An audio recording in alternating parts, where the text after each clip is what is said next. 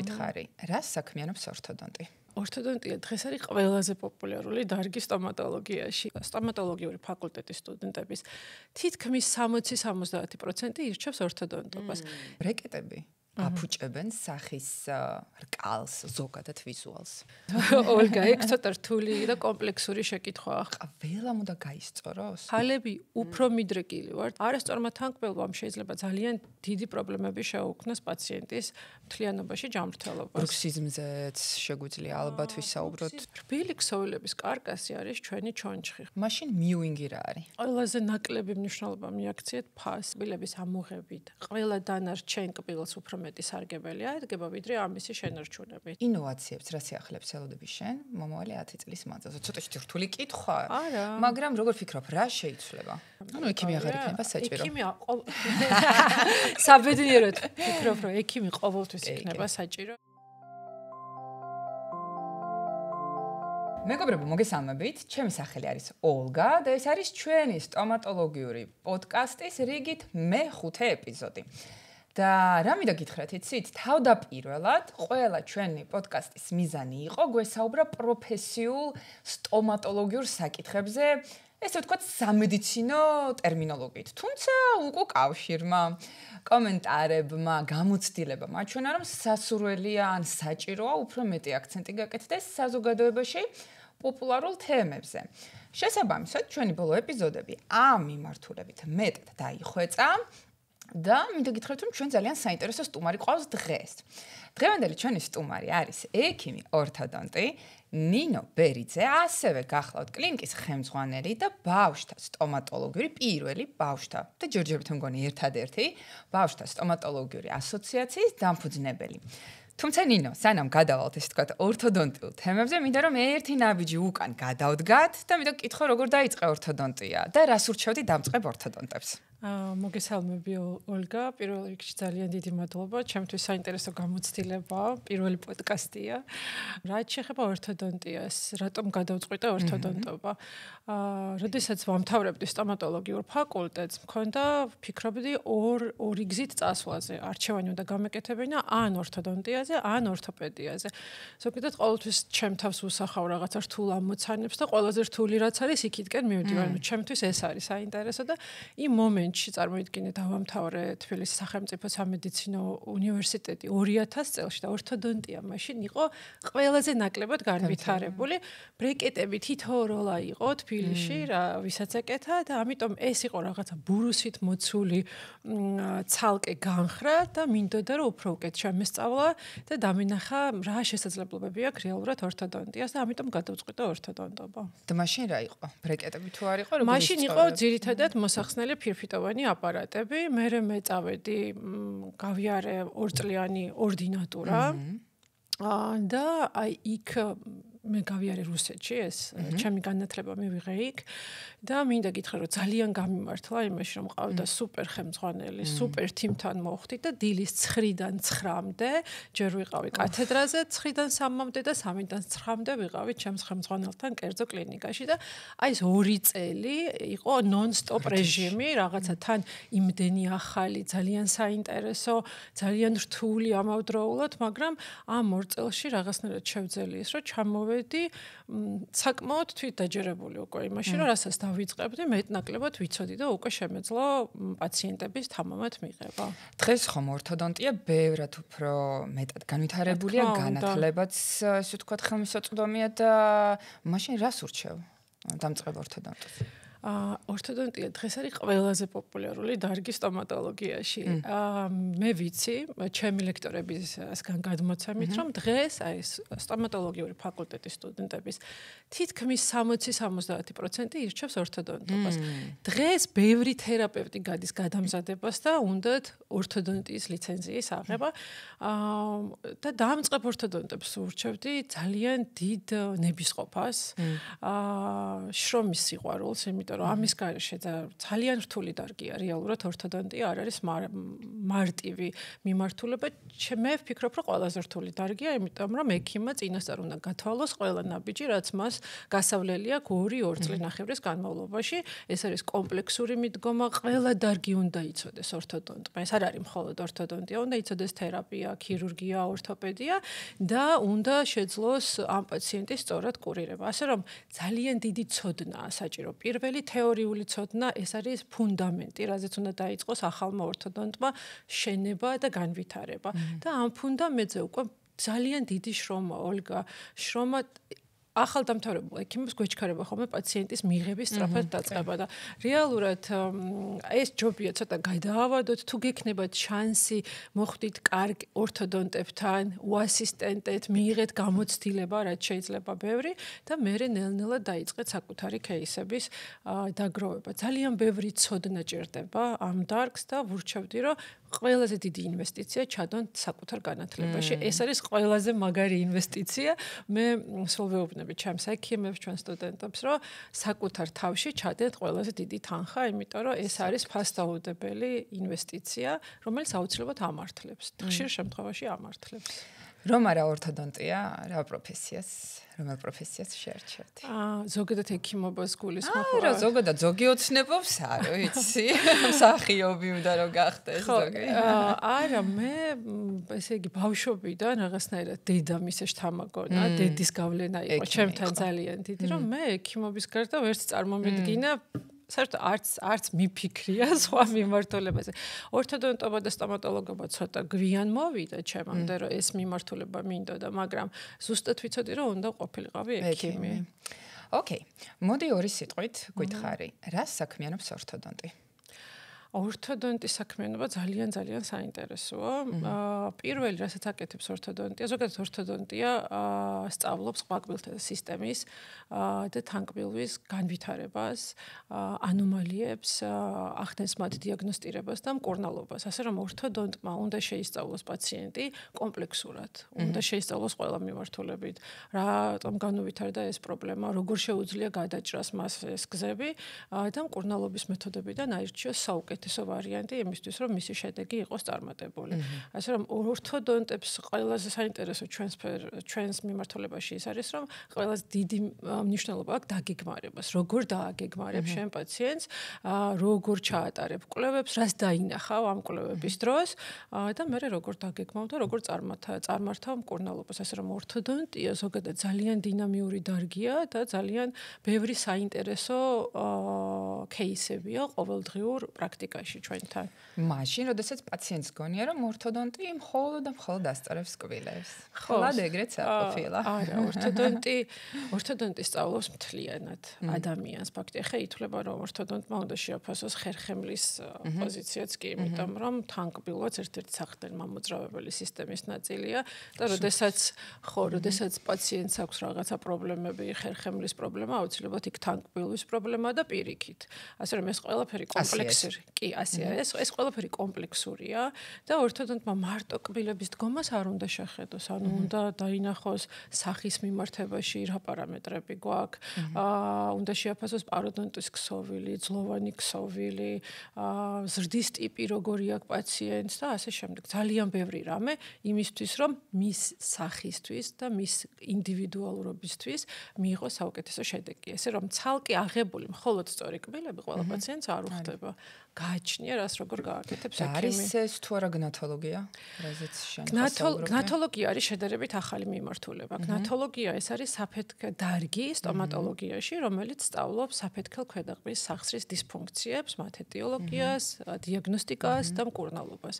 მე როდესაც ვიწყებდი ამ პროფესიით მუშაობას, მაშინ ძალიან თითოეულა პაციენტი იყო, ვინც იტყოდა, რომ რაღაც სახსარი მიდგაცუნებს, პირის გაღების დროს კაცუნი მაქვს, დისკომფორტი მაქვს. სამწუხაროდ ამ პაციენტების რაოდენობა ძალიან მოიმატა, ოლგა. სტრესი პირველი ეტიოლოგიური ფაქტორი არის სტრესი. გართულებების ანუ ეტიოლოგიური ზუსტად შესწავლილი დღემდე არ არის საფეთქელქვედაღბის სახსრის პათოლოგიების ეტიოლოგია რა შეიძლება იყოს, მაგრამ ყველაზე ხშირი ფაქტორი ეს არის სტრესი. და სამწუხაროდ ქალები ვართ, ქალებთან უფრო ჰორმონალურ ბალანსს აქვს მნიშვნელობა და ქალები უფრო მიდრეკილი ვართ საფეთქელქვედაღბის სახსრის დისფუნქციისგან, ვიდრე კაცები. სტრესთანაც ხო იგივე მიმართებაში ვართ, ანუ ქალები უფრო ემოციური ადამიანები ვართ და შესაბამისად ჩვენი ორგანიზმი რეაგირებს უფრო მეტად ვიდრე კაცებთან. და ანუ რატო არის ჩვენთვის მნიშვნელოვანი? თანკბილვაც ითვლება ერთ-ერთ მნიშვნელოვან ეტიოლოგიურ ფაქტორად და როდესაც არ არის სწორი შეთანასოვნება, კონტაქტები კბილებს შორის, ძალიან ხშირად იტვირთება საფეთქელქვედაღბის სახსარი. არასწორად გამოდის კუნთები მწყობრიდან, იწყება მათი უფრო მეტი მუშაობა ვიდრე უნდა მუშაობდეს და პაციენტს აღენიშნება ბევრი კლინიკური პრობლემა, თავის ტკივილებით, კაცუნი პირის გაღების შეზღუდვა, ვერ ჭამენ მაგარ საკვებს, აქვთ თავის ტკივილები, კისრის ტკივილები. ანუ ეს ძალიან კომპლექსური ცვეთა, პაროდონტის პრობლემები და ასე შემდეგ. გამოდის თუ არა რომ ამ შემთხვევაში, როდესაც ტკივილი ან კაცუნი აწუხებს პაციენტს, პირველი ვისაც უნდა მიმართოს არის ორთოდონტი. პირველი უნდა მიმართოს გნათოლოგს. გნათოლოგი შეიძლება იყოს ორთოდონტი და გნათოლოგი შეიძლება იყოს ორთოპედიც. ძირითადად ეს ორი დარგი მართავს ამ პრობლემას. ჩვენთან კლინიკაში ძირითადად ვართ ორთოდონტები, გნათოლოგები და როდესაც პაციენტს აღინიშნება საფეთქელქვედაღბის სახსრის პრობლემები, პირველ რიგში ვიკვლევთ კვლევას ვიწყებთ ამით და მკურნალობაც ჯერ იწყება ამ პრობლემის მოწესრიგებით. და მე გადავდივართ უკვე ორთოდონტიულ მკურნალობას. იმიტომ რომ ორთოდონტიულმა მკურნალობამ შეიძლება გაართულოს საფეთქელქვედაღბის სახსრის დისფუნქცია, ხელი შეგვიშალოს და მკურნალობის ხანგრძლივობა ძალიან გაიზარდოს. ამიტომ თავიდან პირველი ამას უნდა მივაქციოთ ყურადღება. და როდესაც ვსაუბრობთ თანკბილვაზე, ოკლუზიაზე, ყველამ უნდა გაისწოროს? არა. იმიტომ რომ ძალიან ბევრს აღენიშნება ეს თქვა სოფლიოში. არა, მე ვთვლი რომ არა, ოლგა. მე საერთოდ ვხუმრობ ხოლმე ამ თემაზე, იმიტომ რომ ეს ხშირია ორთოდონტების სტატისტიკა ესეთია, როდესაც ხარ ახალგაზრდა ექიმი, მაშინ გინდა რომ ყველა პაციენტს კბილები გაუსწორო. ყველა პაციენტს კბილი გაუსწორო. მე გამოცდილებას იღებ და ნელ-ნელა ხვდები რომ რაღაცებს ხელი უნდა მოკიდო, რაღაცებს ჯობია რომ არ მოკიდო ხელი. რაც დრო გადის, რისკებს აფასებ უფრო უკეთესად ვიდრე იმ benefits, რასაც პაციენტს მოუტან ორთოდონტიული მკურნალობით. ამიტომ ორთოდონტიულ მკურნალობას თავისი ბევრი რისკები აქვს. და უბრალოდ მე პირადად ვთვლი, რომ უბრალოდ ერთი კბილის დგომისთვის დანარჩენი ყველაფერი თუ წესრიგში აქვს და პაციენტს ეს ესთეტიურად არ აწუხებს, ასეთ სიტუაციაში შეიძლება არც გაისწოროს პაციენტმა კბილები და ასე შემდეგ. ბევრი რაღაცა ნიუანსია, ესე აპრიორი არ ვთვლი, რომ 100%-ით ყველამ უნდა გაისწოროს კბილები. არა, ეს არის შესაძლებელი. ამავდროულად იძახე, რომ თანკბილვას საკმაოდ დიდი გავლენა თუნდაც მაგას ვამბობ, ეს არის მე ვამბობ, აი მსუბუქი რაღაცა დგომის ანომალია, ისეთი რაც მის ჯანმრთელობაზე ზეგავლენას არ ახდენს. თორე არასწორმა თანკბილვამ შეიძლება ძალიან დიდი პრობლემები შეუქმნას პაციენტის მთლიანობაში ჯანმრთელობას. ბრუქსიზმზეც შეგვიძლია ალბათ ვისაუბროთ. ბრუქსიზმის ეტიოლოგიაც აი ესეთი ცოტა ბურუსით მოცული თემაა. ანუ ბრუქსიზმი შეიძლება იყოს ბავშვებშიც, ბრუქსიზმი არის დიდებში უფრო ხშირად. ბავშვებში კბილების კრაჭუნია. ბრუქსიზმი ეს არის კბილების კრაჭუნი და ძირითადად დღეც ახასიათებთ ხოლმე, მაგრამ ძირითადად ეს არის ძილის დროს ღამე. ბავშვებში არის ესეთი გავრცელებული მითი, ალბათ შენც გაგიგია, რომ ჭიებთან არის ასოცირებული, ბევრი მშობელი აღნიშნავს, რომ რაღაცა უშვებენ ამ კვლევებზე. მაგრამ რეალობა ის არის, რომ თითქმის არ აქვს კავშირი ამასთან და ზოგადად ფიზიოლოგიურადაც კი ითვლება ბავშვებში კრაჭუნი კბილების, ანუ 10 წლამდე, 11 წლამდე, სანამ მუდმივი თანკბილვა ჩამოყალიბდება, როგორც წესი, ზიანის მომტანი არ არის ბავშვისთვის. ანუ ეს შეიძლება იყოს სტრესის მიზეზი. ბავშვები ხშირად ისტრესებიან სკოლაში, ბაღში, გარემო, შეიძლება ოჯახშიც რაღაცა ისეთი სოციუმი აქვთ ხომ?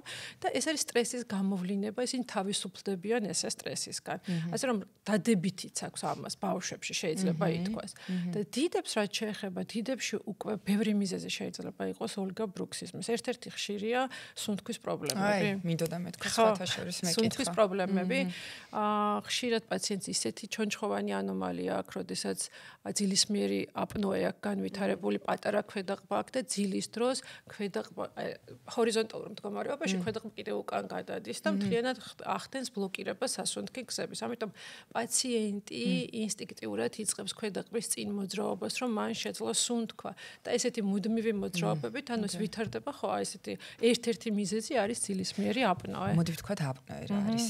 ძალიან მარტივად. აპნოე ეს არის, როდესაც პაციენტი ნორმალურად ვერ სუნთქავს. ანუ სუნთქვის პრობლემა აქვს ძილის დროს, სასუნთქის გზების დახშობის გამო ხდება სუნთქვის პრობლემები. ამის მიზეზი არის სასუნთქი გზების შევიწროვება ხშირად და ამის მიზეზი შეიძლება იყოს პატარა ქვედაღბა, უკან მდებარე ქვედაღბა და ხშირად ორთოგნათიური ქირურგიაა ხოლმე ოლგა რეკომენდირებული იმისთვის, რომ მარტო ესთეტიკისთვის კი არა, ქვედაღბის წინ პოზიციის ქვედაღბა რო წინ პოზიციონირდეს. აი ამ თემასაც მაშინ შევეხოთ.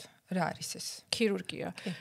ორთოგნათიული ქირურგია ეს არის ყბების პლასტიკა, მარტივად რომ ვთქვათ, არსებობს ცხვირის პლასტიკა, ყველაფრის პლასტიკა და ეს არის ქირურგია, რომელიც მოიცავს ზედა და ქვედაღბის პლასტიკას.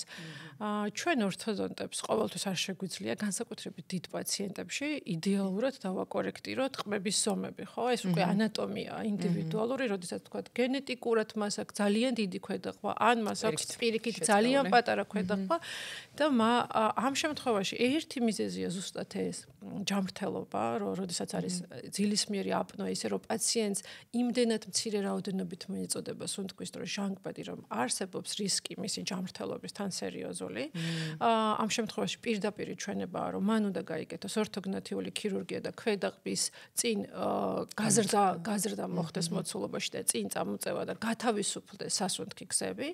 ამასთან ერთად ესთეტიკა ძალიან ხშირად შეიძლება აპნოე არ აქვს, მაგრამ ესთეტიურად ეხა ვიცით ყველას, რომ ძალიან მოდაშია, კარგად გამოხატული ქვედაღბა, ანჯელინა ჯოლის ქვედაღბა, ქვედაღბის კუთხე, მამაკაცებშიც და ქალებშიც სხვათა შორის, ხო, ესეთი რაღაცა ცოტა მეზიალური თანკბილვისკენ განვითარებული ქვედაღბა, ეხა ძალიან ტრენდულია და ამისთვის ეს ძალიან მოსწონთ, როგორც შედაღნიშნე მამაკაცებს, ისე ქალებს და ყოველთვის ამის მიღწევა მხოლოდ ორთოდონტიული მკურნალობით შესაძლებელი არ არის.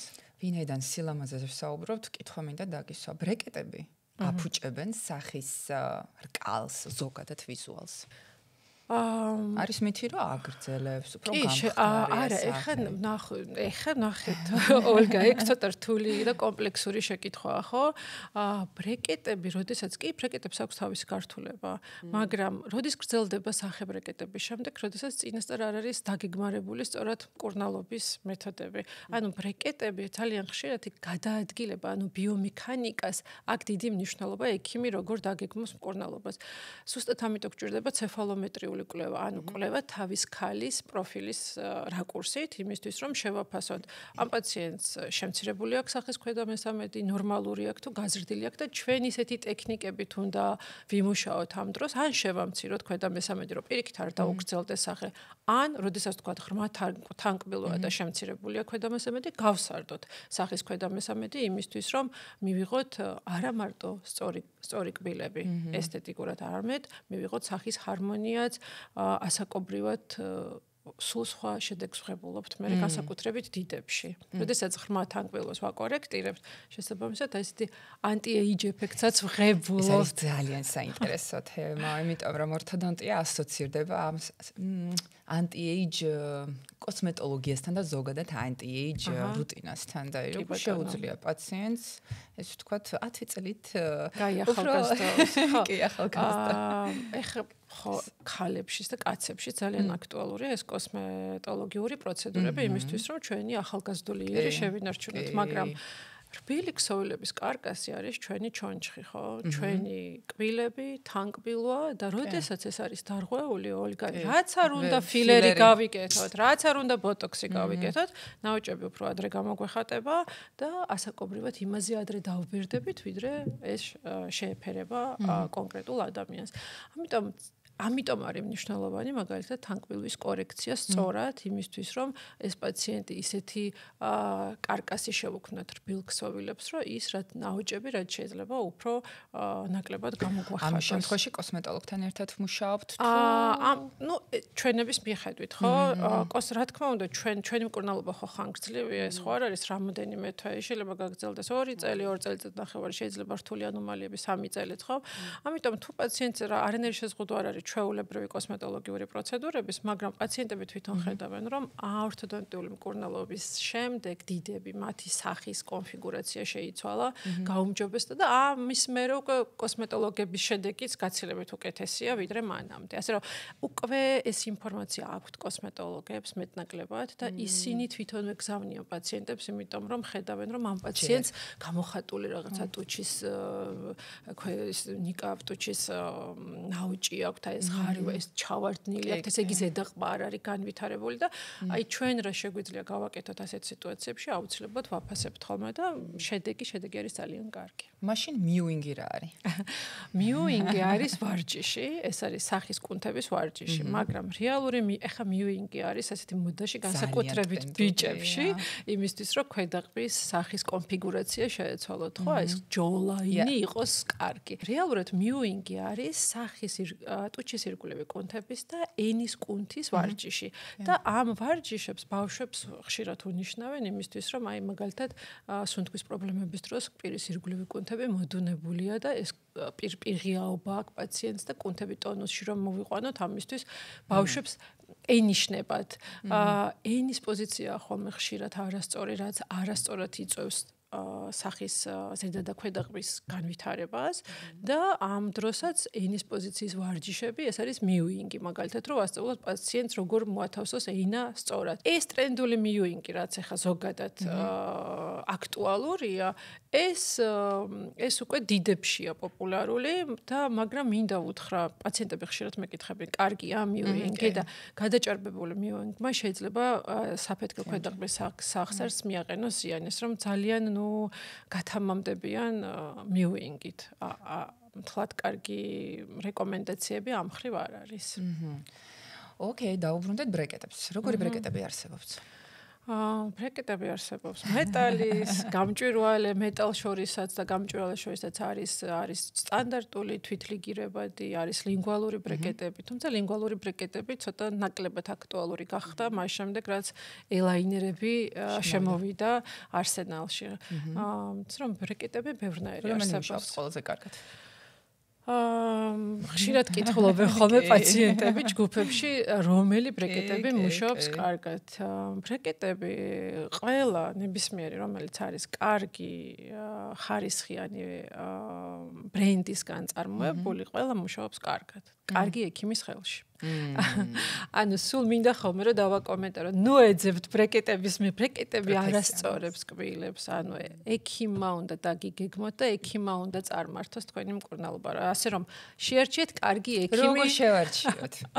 ოკეი, პაციენტი ვარ. როგორ უნდა შევარჩიო? შენ თვითონ აღნიშნე რომ ორთოდონტია გახდა ძალიან პოპულარული, ძალიან ბევრი ექიმი უკვე გადის ეს ვთქვათ ამ სწავლებას და ხდება ორთოდონტია. ამ შემთხვევაში გამოდის რომ ძალიან ბევრი ექიმი ორთოდონტია. ძალიან ბევრი. როგორ შევარჩიოთ კარგი ორთოდონტი? ზოგადად ორთოდონტიაში ძალიან დიდი მნიშვნელობა აქვს გამოცდილებას. ანუ ექიმს ყველა სამწუხაროდ ჩვენი კარიერის პირველ ეტაპზე გვიწევს რაღაცა შეცდომების დაშვება, რაღაცა გამოცდილებების მიღება. რაც უფრო გამოცდილია ექიმი, მაინც მას ეს გამოცდილება აძლევს საშუალებას, რომ უკეთესად დაგეგმოს თავისი кейსები. ყურადღება უნდა მიაქციოთ ექიმის განათლებას. განათლება არის ძალიან მნიშვნელოვანი, როგორი განათლება აქვს ამ ექიმს და ყველაზე ნაკლები მნიშვნელობა მიაქციეთ ფას, იმიტომ რომ ჩვენ ეხლა ჩვენს კლინიკაში მაგალითად უფრო მეტი პროცენტულობით ყავს პაციენტები, რომელთანაც გვიწევს მკურნალობის ხელახალი დაგეგმარება. ანუ გართულებული кейსების მართვა, იმიტომ რომ ეს არის ბევრი გართულება და ეს ექიმაც უნდა იცოდეს, ექიმაც უნდა მიაწოდოს ინფორმაცია ამ რაღაცა რისკების შესახებ პაციენტს და რა თქმა უნდა თქვენ უნდა გსიამოვნებდეთ ამ ადამიანს კონსულტაციას რო გაივლით, უნდა გსიამოვნებდეთ ამ ადამიანთან ურთიერთობაც, იმიტომ რომ ჩვენი ურთიერთობა არ მთავრდება ორ 2 წლის განმავლობაში და ეს გრძელდება საკმაოდ დიდ ხანს. რა თქმა უნდა, ეს მეგობრის რეკომენდაცია, ან ყველაფერს აქვს მნიშვნელობა, ოლგა. მთავარია ფასნუ გაეკიდებიან და ძალიან იაფიანს ნუ მოძებნიან, მოძებნონ კარგი ექიმი და კარგი ექიმს ნუ ყველა კრიტერიუმით თავისი მახასიათებლები აქვს, ხო? სოციმედიას ვენდოთ მკურნალობამდე და მკურნალობის შემდეგ ფოტოებს. კი, რატომაც არა. შეიძლება. გართულებებზე საუბრობდი და რა ყველაზე ხშირი გართულება ბრეკეტებით მკურნალობისას? პირველი ყველაზე ხშირი ეს არის კარიესები, მრავლობითი კარიესები, არასათანადო ჰიგიენის დროს. ბრეკეტების ორთოდონტიული მკურნალობის პროცესში პირველი დავალება, რაც პაციენტს აქვს ჩვენგან, ეს არის კარგი ჰიგიენა. ანუ კარგად უნდა მოუაროს პირის დროს. სამწუხაროდ ამ პრობლემას ხშირად ვაწყდებით თინეიჯერებში, რომელთაც ჰიგიენა ეზარებათ, არც ისეთი მარტივია, ასე შემდეგ და ვიღებთ შედეგებსაც, იმიტომ რომ ბავშვებში და თინეიჯერებში კარიესიც ვითარდება უფრო სწრაფად ვიდრე დიდებში და შედეგებიც მალევე ჩანს პირის ღრუში. პირველი არის კარიესები. მეორე არის ყველაზე ნაკლებად რაც ინფორმაციაც აქვთ პაციენტებს, ეს არის კბილის ფესვების დამოკლება, მაგალითად, რეზორბცია კბილების ფესვების. რეზორბცია ესეც ნორმალური მოვლენაა რეალურად, ანუ ითვლება რომ სადღაც 1/3 რეზორბცია დასაშვებია ორთოდონტიულ მკურნალობის პროცესში, იმიტომ რომ ეს არის ფესვის რეაქცია მიმართულ ძალაზე, რასაც განვავითარებთ ჩვენ ორთოდონტები.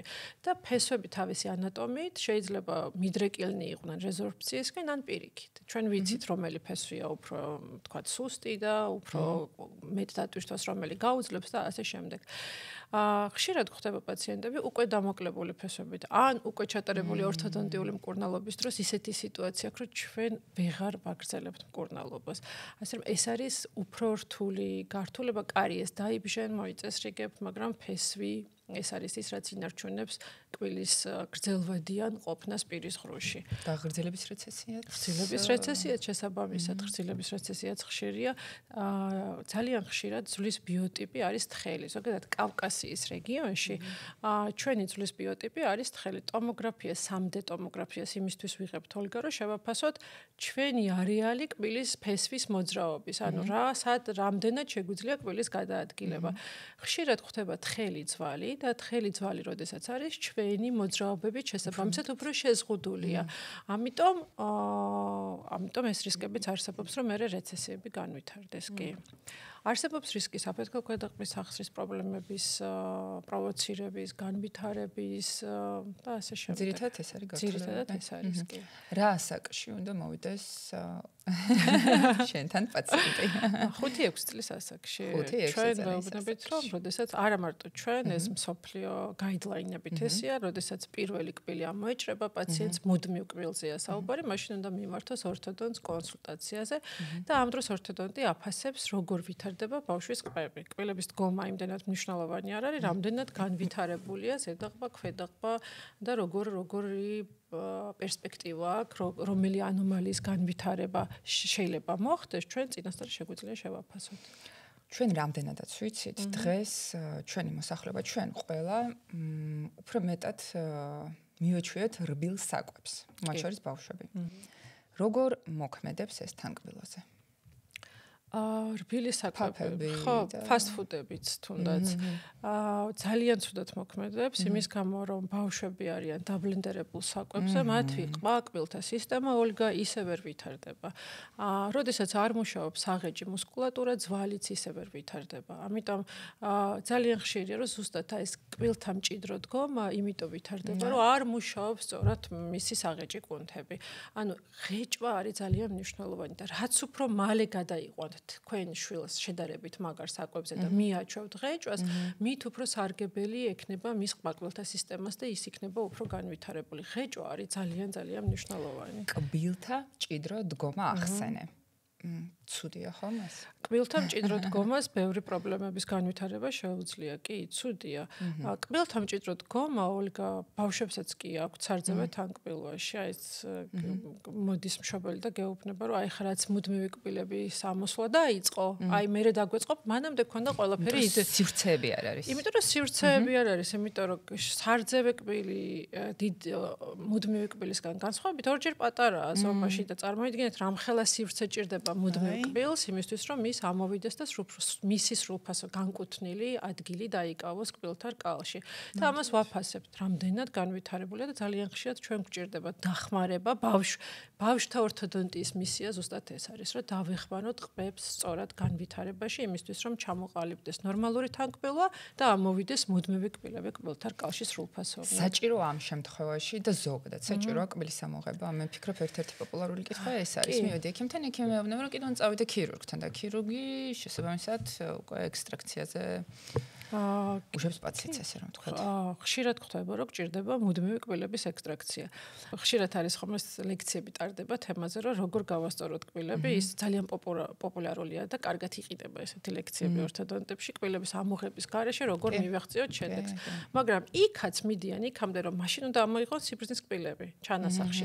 ან იღებთ სიბრძნის კბილებს, ან ხშირად ვიღებთ სხვა კბილებს. ეს არის ძირითადად მე-4 ან მე-5 კბილები დამოკიდებულია როგორი ანომალია აქვს პაციენტს და მაინც გამოდის რომ რაღაცის ამოღება გვჭირდება ოლგა და როდესაც საჭიროა მე პაციენტს ვუხსნი რომ ამ კბილების ამოღებით ყველა დანარჩენ კბილს უფრო მეტი სარგებელი აედგება ვიდრე ამისი შენარჩუნებით და თანკბილოც უკეთესი ექნება ესთეტიკაც უკეთესი ექნება ამიტომ როდესაც ექიმი დარწმუნებულია იმაში რომ რაღაცა სწორად აკეთებს ამ ინფორმაციის მიწოდება ხდება სწორად და პაციენტიც იღებს ბუნებრივად ნორმალურ გადაწყვეტილებას. რამე კითხო კიდევ ბრეკეტებით მკურნალობის დროს პაციენტი თვეში ერთხელ დაახლოებით მოდის კორექციაზე. კი. თუ თქვათ დააგვიანა, თქვათ ვერ მოახერხა, ამ შემთხვევაში პაციენტმა რა უნდა გააკეთოს? ან მოსძვრა ეს ბრეკეტი. და ვერ მოდის. აი თვითლიგირებადი ბრეკეტების უპირატესობა ის არის, რომ პაციენტები მოდიან უფრო იშვიათად, სადღაც თვენახევარში, 2 თვეში ერთხელ. სტანდარტული არის თვეში ერთხელ ვიზიტი. როდესაც პაციენტს ძრება ბრეკეტი, ან უბრალოდ ვიზიტი უვარდება ხშირად, აი ვერ ახერხებს მოსვლას, ამ დროს მკურნალობა ხანგრძლივდება. ანუ ჩვენ თუ გქონდათ დაგეგმილი 2 წელი, ის უფრო მეტ ხანს გრძელდება და თუ მომძრალი აქვს ბრეკეტი და თან ცოტა დიდ ხანს მოუწია მომძრალი ბრეკეტით ყოფნა, ამ შემთხვევაში, როდესაც ჩვენ ხელახლა ვაფიქსირებთ კბილზე ბრეკეტს, გვიწევს უკანარკალზე დაბრუნება. ანუ უკან ბრუნდებით. მინიმუმ 1 ნაბიჯით უკან და ეს შესაბამისად მთლიანობაში ძალიან აგრძელებს მკურნალობის ხანგრძლივობას. ნინო, მოგეხსენება ჩვენი პოდკასტების დროს ყოველთვის არის სტუმარი. ჩვენ დღეს ყავს ნინო მუთიაშვილი, მე ვიდეოს გაჩვენებ, მას აქვს კითხვა და სხვათაშორის საინტერესო კითხვა, იმიტომ რომ ელაინერებზე მივდივართ ნელ-ნელა და მე გაჩვენე ეს ვიდეო. გამარჯობა, ქალბატონო ნინო, მე ვარ ნინო და ძალიან დიდი ყურადღებით ვადევნებ თვალს თქვენს საქმიანობას. და მე როგორც პაციენტს ბევრი მსმენია ინვიზალაინის კაპებზე და მაქვს რამდენიმე შეკითხვა. პირველი ეს არის თუ მე შემიძლია მსგავს კბილების გასწორება და ასევე მაინტერესებს თუ არის რაიმე ისეთი მითი ელაინერებზე, რაც ყველა სიმართლე გონია და ასე არ არის. მადლობა. ელაინერებით მკურნალობა შეუძლია აბსოლუტურად ყველა პაციენტს. დაწყებული ბავშვობიდან ასაკი შეზღუდული არ არის. კარგად იცი ოლგა შენ, როდესაც ჩვენ ვიწყებდით თავიდან ელაინერებით მუშაობის დაწყებას, მე საკმაოდ სკეპტიკურად ვიყავი ამ სისტემის მიმართ განწყობილი, მაგრამ შედეგებმა აჩვენა, რომ არის ფანტასტიკური სისტემა. მე პირადად ძალიან მომწონს. პაციენტებსაც სიამოვნებით გადავიდოდი მთლიანად ელაინერებით მკურნალობაზე, იმიტომ რომ როგორც პაციენტს, ისე ექიმს ბევრ ბენეფიტს აძლევს ელაინერი და გააჩნია თანკბილვას რამდენი ხანი დაჭირდება ელაინერებით მკურნალობას, ხო? სხვადასხვა ანომალიებს სხვადასხვა დროს ჭირდებათ, მაგრამ არის ანომალიები, რომელსაც ელაინერები უკეთესად უმკლავდებიან, უფრო სწრაფად ვიდრე ბრეკეტ სისტემები და განსაკუთრებით დიდებისთვის არის ძალიან მარტივი და კომფორტული მთლიანობაში ელაინერებით მკურნალობის პროცესი. ჩვენთან ვიზიტები ელაინერების დროს არის ძალიან იშვიათი. ანუ პაციენტი ზოგავს დროს, პაციენტი ზოგავს ენერგიას და მისი მკურნალობის რეჟიმი არის უფრო მარტივი, ვიდრე ბევრ ნაკლებ დისკომფორტთან დაკავშირებული, ვიდრე ბრეკეტ სისტემების დროს. და საბოლოო ჯამში ეს 1 წელი ისე სწრაფად გაირბენს ხოლმე, რომ პაციენტი სულ ნანახი ყავს, შეიძლება 4-5 ჯერ და უკვე ვასრულებთ მკურნალობას. ეს რომ ძალიან კარგი სისტემაა და ყველაზე მაგარი რაც აქვს ამ სისტემას არის ის, რომ ხელოვნური ინტელექტი გვეხმარება უფრო უკეთესად დავგეგმოთ ჩვენი кейსები. წინასწარ ვნახოთ ზუსტად რაზეც აქამდე მქონდა საუბარი, რომ რა გადაადგილებები შეგვიძლია პირდაპირ პაციენტიც ნახულობს და ჩვენც ვნახულობთ, რა ლიმიტები გვაქვს, როგორი მკურნალობა იქნება უკეთესი, ასე რომ სისტემა მე ვთვლი, რომ დიდებისთვის არის ძალიან კარგი. მე რამოდენიმე კითხვა მაქვს ინვიზალაინთან დაკავშირებით, თუმცა უნდა აღვნიშნო, უნდა ვთქვა, საქართველოში პირველი ქართველი პაციენტი ვიყავი მე, ვინც იმკურნალა ინვიზალაინით და შენც მოგიხსენება, ხშირად მიწევს ხან კონგრესებზე, სიარული, ზოგადად საზოგადოებაში ხშირად ვარ. ამის გარდა ჭამაც მიყვარს, კინოში სიარული მიყვარს და კინოში რომ მიდიხარ და პოპკორნის garaში არ გამოდის არც ერთი სეანსი. ბრეკეტებს როცა ატარებ პაციენტი, მე ვფიქრობ, რომ საკმაოდ რთულია ის ამბავი, ჭამის ამბავი, ჰიგიენის ამბავი, მაშინ როდესაც ელაინერები მოიხსენი, ჭამე, გაიკეთე. და მინდა ეს ვთქვათ, ყველა პაციენტს ურჩიო, რომ საკუთარ ექიმთან ერთად განიხილონ ინვიზალაინის ელაინერები აუცილებლად. მოკლედ რომ შევაჯამოთ, რა სიხშირით მოდის პაციენტი? ძირითადად სამთვეში ერთხელ. სამთვეში ერთხელ, თუმცა მე მყავს პაციენტები, ზუსტად ეს არის, რომ დღევანდელი რეჟიმი ყველას ისეთი დატვირთული გვაქვს, ყველა დავფრინავთ კონფერენციებზეც, გვიწევს ბევრი მოგზაურობა და ასე შემდეგ და ეს სისტემა იძლევა იმის საშუალებას, რომ თქვენი ვიზიტები იყოს ძალიან იშვიათი. მე მყავს პაციენტები უკვე უშვებ 5, შეიძლება 6 თვით და დინამიკაში საერთოდ არ ცხოვრობენ საქართველოში. ბევრი ესეთი პაციენტი ყავს, რომელიც ჩამოდიან ზუსტად ჩვენი ვიზიტებისთვის და ეს ვიზიტებიც აქვს ძალიან იშვიათი, ასე რომ დიდებისთვის ძალიან კომფორტულია ეს სისტემა. დღეში რამდენი საათი უნდა იკეთოს პაციენტს? 20-22 საათი. 20-22 საათი. ეს არც ისე ცოტა, გამოდის, რომ პაციენტი იხსნის მხოლოდ კვების დროს, მერე იხეხავს კბილებს და იკეთებს ისევ ელაინერებს. და მკურნალობის პერიოდი უფრო შემცირებულია ბრეკეტებთან შედარებით? ზოგ ანომალიებში შემცირებულია. კი, ეხა უკვე საკმაოდ 2020-ში ავიღეთ ჩვენ პირველი ლიცენზირება, მაშინ გავიარეთ და უკვე დაგროვდა პაციენტები ეს რაოდენობა და ზუსტად შემიძლია ვთქვა, რომ რომელს ანომალიის დროს უფრო სწრაფი იქნება ელაინერები ვიდრე ბრეკეტები, ან რა ბენეფიტები აქვს ელაინერებს ამ პაციენტთან მკურნალობის დროს, ან ამოღება არ დაგჭირდება კბილების მაგალითად ელაინერებით მკურნალობის დროს უფრო მარტივი იქნება და ეს რუტინა შერაც ახსენე ოლგა ზუსტად რომ კვების რეჟიმი არ ეზღუდებათ მიირთმევენ რასაც უნდათ კომფორტი ვიზუალურად მოსწონთ ძალიან ასე რომ დიდები აი ჩემი გამოცდილებით ყველა დიდი პაციენტი არის ბედნიერი რომ აირჩია ეს. თუმცა რახან აქცენტს აკეთებ დიდებზე, მინდა გითხოვ პატარებზე, რამდენადაც ვიცი, პატარებსაც თუნდაც 6 წლიდან შეიძლება, კი 6 წლიდან შეიძლება და პატარებთან, ზოგადად პაციენტებთან პრობლემა, მთავარი პრობლემა ელაინერებით მკურნალობის არის სისტემურობა. თუ უკვე ვთქვით, რომ 20-22 საათი უნდა ატაროს. ბავშვებს ეს ცოტა უჭირთ. ეზარებათ, ავიწყდებათ ხშირად და ხან აი ესე გამოდის, რომ მშობლებს უწევთ ბავშვებზე უფრო მეტი კონცენტრაციის დახარჯვა, იმიტომ რომ გაიკეთე ელაინერები, ხო არ დაგრჩა, გაიკეთე, ასე შემდეგ. და აი ცოტა პრობლემურია ქართველ ბავშვებთან ამას ვიტყოდი, თორემ ჩვენ ყავს უცხოელი ბავშვები, რომლებსაც რასაც ეთყვი და როგორც ეთყვი, აკეთებენ და შვენივრად მიდის ეს მკურნალობის პროცესი, მაგრამ ამიტომ სწორად შეარჩიო პაციენტი ბრეკეტ სისტემისთვის და ელაინერებისთვის, იმიტომ რომ ეს სისტემა, რასაც ჭირდება კონტროლი და ეს თუ ჩაგივარდება და ეს იქნება სისტემატიურად ხშირი ჩავარდნა, სისტემა ესე აღარ იმუშავებს, ისე არ იმუშავებს, როგორც დაგეგმილი იყო მანამდე. ნინო, რამდენადაც ვიცი, შენს კლინიკაში არის 2 ძალიან მაგარი აპარატი. ეს არის პირის ღრუს სკანერი. აიტერო, რომელიც ვიცი, რომ ამერიკაში არის ყველაზე გაყიდვადი და რის თქმა მინდა. ამ სკანერებს მე როგორც ხვდები, აქვს ესეთი ფუნქცია, როდესაც პაციენტი მოდის, ექიმი დაუსკანირებს პირის ღრუს და პაციენტი დაახლოებით 2-3 წუთში ხედავს მის საბოლოო შედეგს, თანაც როგორ ხედავს, არა მხოლოდ თქვათ კბილებს, როგორი ქონდა და როგორი აქვს და როგორი ექნება. არამედ სრული სახის ვიზუალიზაცია, ანუ სხვა სიტყვებით რომ თქვათ, მე ვარ აი ესეთი კბილებით, გავხდები ლამაზი და სხვა ეს თქვათ უფრო ლამაზი თანკბილვით. თუმცა ამის გარდა კიდევ ერთი კითხვა მაქვს მე შენთან. ამ სისტემას აქვს პროგნოზირებადი, ისე ვთქვათ, შედეგი, კლინჩეკი. ანუ პაციენტი ხედავს საკუთარ საბოლოო შედეგს და თითქოს უფრო მოტივირებულია მოტივაცია იმატებს ეს შედეგი, ვიდრე ბრეკეტებით. ესეა თუ არა? ესეა. პირველი მოტივაცია ჩემი ამ სკანერის ყიდვის ზუსტად ეს იყო, რომ პაციენტ შეეძლო უკვე შედეგის ნახვა, როგორი იქნებოდა მისი თანკბილვა მკურნალობის შემდეგ.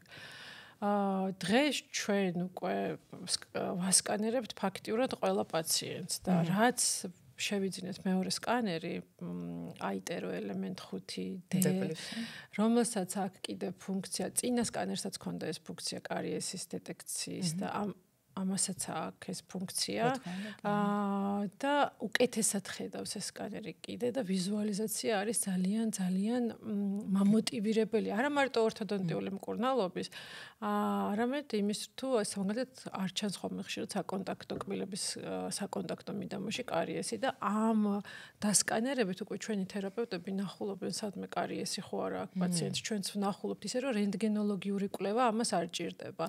მხოლოდ დასკანერების საშუალებით შესაძლებელია დავინახოთ ფარული კარიესები, რაც ესე პირის ღრუში შეიძლება ვერ შევამჩნიოთ. ეს არის ძალიან მაგარი ფუნქცია ამ სკანერის პირველი. მერე უკვე ის რომ სახეზე შეგვიძლია დავინახოთ როგორი ღიმილი გვექნება, ეს რა თქმა უნდა ყველასთვის ძალიან მაგარია და მამოტივირებელია რომ დაიწყოს მერე ორთოდონტიული მკურნალობა. კარიეზე მინდა გკითხო, ანუ გამოდის რომ რენტგენს პაციენტი არ საჭიროებს, ზედმეტი დასხივება არ არის საჭირო და შესაძლებელია სკანირებით დავინახოთ კარიესები, რაც განსაკუთრებით კბილთაშორისი, რაც ესე ვიზუალურად შეფასება ცოტა რთულია. ორთოდონტიულ პაციენტებს თითქმის მაინც უწევთ, თითქმის ყველას უწევს რენტგენოლოგია, ორთოპანტომოგრამის გადაღება, მაგრამ არ არის აუცილებელი, შეიძლება მხოლოდ დასკანერებით დავინახოთ ჩვენ პაციენტებს საკონტაქტო მიდამოში აქ კარიესი თუ არა, რაც ზუსტად ამ მიზნით იღებენ ხოლმე პატარა დენტალურ რენტგენებს, იმისთვის რომ კონტაქტი შეამოწმონ, რა სიღრმის არის კარიესი. და ამ დროს ჩვენ გვაქვს ეს ბენეფიტი, რომ ექიმმა ერთი დასკანერებით მთელი პირის ჯანმრთელობა გამოსხივების გარეშე ექიმმა შეაფასოს ამ პაციენტს რა აქვს გასაკეთებელი და დაგეგმოს მისი მკურნალობა. და ამის გარდა პაციენტი ხედავს საკუთარ ღიმილს და შეუძლია თითო ელაინერის, თითო კაპის, თქვენ შეგიძლიათ თუ რა გაუზიაროთ ეს ვთქვათ მკურნალობის გეგმა პაციენტს, რომ პაციენტი იყოს მეტად მოტივირებული ხედავდეს საბოლოო ვიზიარებთ ხოლმე. თუ პაციენტს აქვს ძირითადად ვაჩვენებთ, როდესაც მოდიან ისინი მკურნალობის გეგმას, როდესაც ვუხსნით პაციენტებს, მაშინ ვაჩვენებთ ხოლმე ამ კლინჩეკსაც. მაგრამ თუ პაციენტს სურვილი აქვს, აუცილებლად ექსპორტი ხდება ამ ფაილის და ვაზიარებთ ნებისმიერ პაციენტთან შეიძლება ამისი გაზიარება და უყურებენ, რომ მიიღონ გადაწყვეტილება უნდათ და მოსწონთ. ზოგჯერ არის რომ თუნდაც იგი ერთი და იგივე პაციენტის მკურნალობა ოლიგა სხვადასხვანაირად დაიგეგმოს, უფრო სწრაფად, მაგალითად IPR-ის გამოყენებით, ანუ სეპარაციების გამოყენებით და უფრო გრძელვადიანი უფრო ხანგრძლივი მკურნალობა იყოს, თქვა, კბილების უკან გადანაცვლებით და ასე შემდეგ და მე პაციენტს ვუხსნი ამ ორივე გეგმა მაქვს, ორივე ვიზუალიზაცია გვაქვს ამ დროს და პაციენტს ვუხსნი მოკლე გეგმა მოიცავს ამას და ცოტა დიდი ხანგრძლივი გეგმა მოიცავს ამდენ ელაინერს, ამ ხელა მკურნალობას და ერთად ვიღებთ ხოლმე გადაწყვეტილებას, როგორი მკურნალობა უნდა მას. ტკივნეულია ელაინერები? არა, აბსოლუტურად არა. ბრეკეტებზე კიდევ უფრო ნაკლები დისკომფორტი აქვს იმ პირველ დღეებში, როდესაც კეთდება ელაინერები და ძალიან სუსტი დისკომფორტია ყოველი ელაინერის გამოცვლის დროს, როდესაც განახლება ხდება ელაინერების. ბევრს დღემდე უყვარს როგორ შეიძლება, ასე ვთქვათ, ამ პლასტიკმა გასწოროს კბილები, თუმცა აგერ გამოცდილება გვიჩვენებს, რომ ზოგს გონია ხოლმე, რომ ეს არის ერთი პლასმასის კაპა, რომელიც მთელი მკურნალობა უნდა ატარონ. არა, აქ არის სეტი კაპების და ყოველი შეიძლება იყოს 14 კაპა, 20 კაპა, 55 კაპა და ასე შემდეგ და ყოველი კაპა იცვლება დაახლოებით 10 დღეში ერთხელ და ყოველი შემდეგი კაპა მოიცავს შემდეგ გადაადგილებას. ანუ ყველა კაპაში ჩადებულია ინფორმაცია, რომელი კბილი უნდა გადაადგილდეს. ასე რომ პროგრესი ესე ვითარდება კაპების გამოცვლით. და საკვებზე რა სიტყვის შეიძლება თუ არა ყავის დალევა, ჩაის დალევა, აბსოლუტურად ყველაფერი შეიძლება. ელაინერებით. თუ ელაინერები უნდა მოვიხსნათ და ამ შემთხვევაში ყველაფერი შეიძლება. ელაინერებით მხოლოდ წყალი, მეტი არაფერი, ხო. ვინაიდან საუბრობთ საკმაოდ ინოვაციურ პროდუქტზე, როგორც არის ინვიზალენი, მინდა გითხო რა ინოვაციებს რა შეახლებს ელოდები შენ მომავალი 10 წლის მანძილზე. ცოტა რთული კითხვაა, მაგრამ როგორ ფიქრობ, რა შეიცვლება? რა შეიცვლება და ხელოვნური ინტელექტი ჩვენ საქმიანობაში დაიკავებს კიდევ უფრო დიდ ადგილს, ვიდრე აქამდე. ექიმია საბედნიეროდ ფიქრობ, რომ ექიმი ყოველთვის იქნება საჭირო, იმიტომ რომ ხელოვნურ ინტელექტს რაღაცების პროგნოზირება, რაღაცების გათვალისწინება არ შეუძლია ინდივიდუალურობის იმ კონკრეტული ადამიანის და ექიმი გეგმა დგება ყველა მინდა აღნიშნო, რომ ყველა ექიმს ერთნაირი გეგმა ვერ ექნება. ანუ ეს იმას არ ნიშნავს, რომ მოვიდა ჩემთან, სერტიფიცირებული ექიმები ხო არიან, თქვათ ინვიზალაინის. არ ნიშნავს იმას, რომ ჩემთან, სხვასთან, მესამე ექიმთან იქნება ერთნაირი გეგმა. გეგმა იქნება იმის მიხედვით, თუ ჩვენ რა მითითებებს მივცემთ ხელოვნურ ინტელექტს, მე შექმნის ამ clean checks და იმას ვუზიარებთ პაციენტს. ანუ ექიმი გეგმავს მკურნალობას და ამაში გვეხმარება ხელოვნური ინტელექტი. და დამოკიდებულია ექიმი იმაზე, თუ ექიმი რას დაგეგმავს. ასე რომ ექიმის როლი არის ძალიან მნიშვნელოვანი და ექიმს გვეხმარება ხელოვნური ინტელექტი, რომ კიდევ უფრო უკეთესი შედეგები მივიღოთ უფრო სწრაფ დროში. ინტერნეტში ხშირად მხდება როგორ გითხრა, რაღაც ინდივიდუალური, პირიქით, არაინდივიდუალური კაპები, რომელიც ასწორებს, არა თუ ათეთრებს, არამედ ასწორებს კბილებს. არის ერო შეხვიდე eBay-ზე და სხვა ვებსაიტებზე პირდაპირ რეკლამის სახით, ეს ვთქვათ, ხედავ ამ კაპებს ელაინერებს, რამდენად სიმართლეს შეესაბამება ეს. შეუძლია თუ არა არაინდივიდუალურ. ნუ აი წარმოუდგენელია ოლგა, ეხლა რანაირად შეიძლება რომ თუმცა ხო არის არაინდივიდუალური ვთქვათ მათეთრებელი სისტემები და ისინიც კი ითვლება რომ შეიძლება საშიში იყოს პაციენტისთვის, იმიტომ რომ იქ არ არის გათვალისწინებული შეფასება პაციენტის პირის ღრუს მდგომარეობა, როგორი მინანქარი აქვს და როგორი ეფექტი ექნება ესეთ მათეთრებელს მის პირის ღრუზე. ექიმმა უნდა შეაფასოს და წარმოუდგენელია რაღაცა გასაშუალებულმა კაპებმა როგორ შეიძლება იმუშაოს ინდივიდუალურად წარმატებით თითოეულ პაციენტზე. ნუ ვერ წარმომიდგენია იმიტომ რომ დაგეგმილ პაციენტებთანაც კი ყოველთვის ისე არ მიდის მკურნალობა როგორც ჩვენ გეგმავთ და არათუ რაღაცა სტანდარტ წელიწადში ეს არ შეიცვლება, არ იქნება შესაძლებელი eBay-ზე, შეხვალ Amazon-ზე. არ ვიცი რამენერად ფოტოს გადავღებ. ევროპაშიც და ბევრგან უკვე არის ადგილები, სადაც პაციენტი მიდის, დასკანერდება და სისტემა უყეთავს უგზავნიან ელაინერებს. თუმცა იქ უკვე ევროპაში ბუმია ასეთი პაციენტის გართულებების. იმიტომ რომ არ შეიძლება ექიმის გარეშე სამედიცინო მანიპულაციის ჩატარება. ნუ დაზოგავთ თანხას ამაში, იმიტომ რომ ესეთი მკურნალობა მე გაცილებით ძვირი დაგიჩნდებათ, ვიდრე თავიდანვე რომ სწორად დაგეგმოთ. ასე რომ ჩვენი ჩართულობა ფიქრობ, რომ აუცილებელია და იქნება აუცილებელი. თუმცა ძალიან ბევრი რამე შეიძლება 10 წელიწადში, იმიტომ რომ ჩვენ ვიცით, რომ ყოველწლიურად ძალიან დიდ პროგრესს განიცდის მედიცინა და სტომატოლოგიის ყველა მიმართულება აბსოლუტურად და ორთოდონტია არაფრით არ ჩამორჩება პირიქით. სასწაული ნაბიჯებით და ტემპით ვითარდება. კი, ახსენე უკვე სკანერები, შეგიძლია შენი სახე, შენი კბილები და შემდეგი ეტაპი უკვე ვიდეო ემატება, ამასაც ველოდებით უკვე ვიდეოთი შეგვიძლია დავინახოთ როგორი იქნება ჩვენი ღმერთი. წარმოუდგენელი. ასე რომ 2020 წელს შენ ამას ვერ წარმოიდგენდი. ნამდვილად, და წარმოიდგინე 5 წელში რამდენი რამე შეიცვალა, ხო? და კიდე 10 წელში კი არა, 5 წელში კიდე ბევრი რამე შეიცვლება. ამითია ჩვენი დარგი ძალიან მაგარია. ორთოდონტიას აქ ძალიან დიდი დრაივი ზოგადად და თუ იქ ადამიანში არის ეს ტონუსი რა ჩადებული და მოსწონს ეს განვითარება, მაშინ ნუ აი ფანტასტიკურია. საინტერესოა. რეტინერებზე მინდა გკითხო, მე რამდენად ვხვდები როგორც ბრეკეტებით მკურნალობის შემდეგ, ასევე ელაინერების შემდეგ რეტინერები საჭიროა, რამდენი საჭიროა და რა სახშირი თუ რეტინერები აუცილებელია. თანამედროვე გაიდებით დიდ პაციენტთან რეკომენდირებულია მთელი ცხოვრება რეტინერების ტარება. თუმცა ყოველთვის ესე არ არის.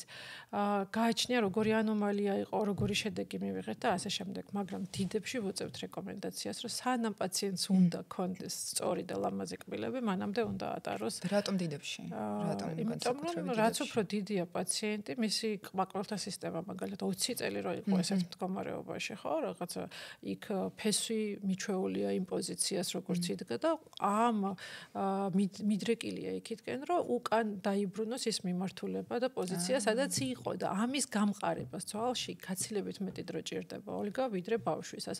აი ბავშვთან მაგალითად, ბავშვთან თინეიჯერთან, როდესაც ვასრულებთ მკურნალობას, რეტენციის რეკომენდაცია ასეთია 2 წელი გაგრძელდა მკურნალობა და ახლობით 2 წელი გრძელდება რეტენცია და მე უკვე ხსნით ამ რეტეინერებსაც.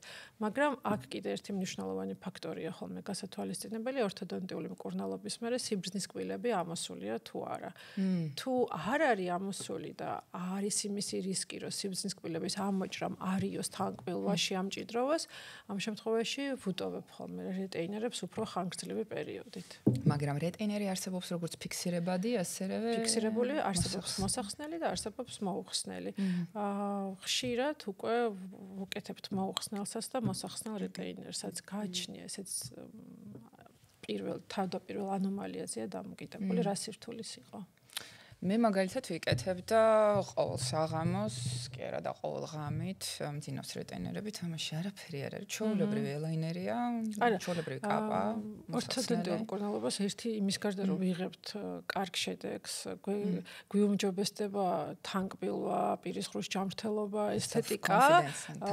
ხო, ანუ აბსოლუტურად სხვა ადამიანები ვხვდებით. კიდე ერთი მაგარი რაღაცა მოაქვს ოლგა, ეს არის რუტინას, რომ პირის ღრუს ჰიგიენის რუტინას ვეჩვევით და ყველა ამბობს პაციენტების უმეტესობა, რომ აი მაგალითად გინდა ბრეკეტებით, გინდა ელაინერებით, რომ ეს უკვე იმდენად გამჟდარი აქვს, რომ ყველა კვების მერე კბილები უნდა მოიწეს რიგონ, რომ ამას აგრძელებენ ორთოდონტიული მკურნალობის შემდეგაც, რაც რა თქმა უნდა ძალიან სასარგებლოა კბილებისთვის და მთლიანად პირის ღრუსთვის.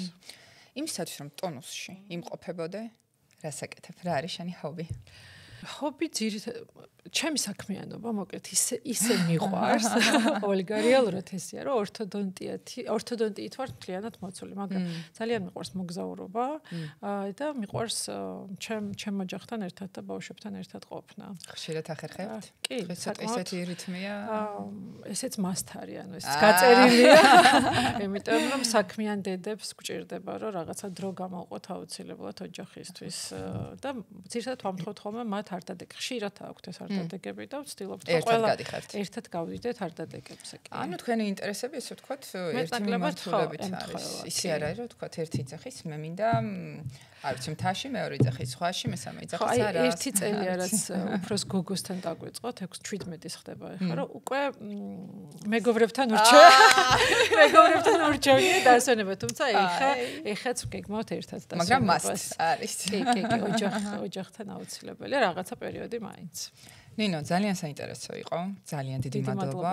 მე კიდევ რაღაც კითხვების სიმართლე გითხრა მაქვს და შესაძლოა მეორე, თქვათ, ეთერზე. კი, გაგზავნა. მადლობა ძალიან დიდი. ძალიან დიდი მადლობა, ოლგა, მეც ძალიან ვისიამოვნე.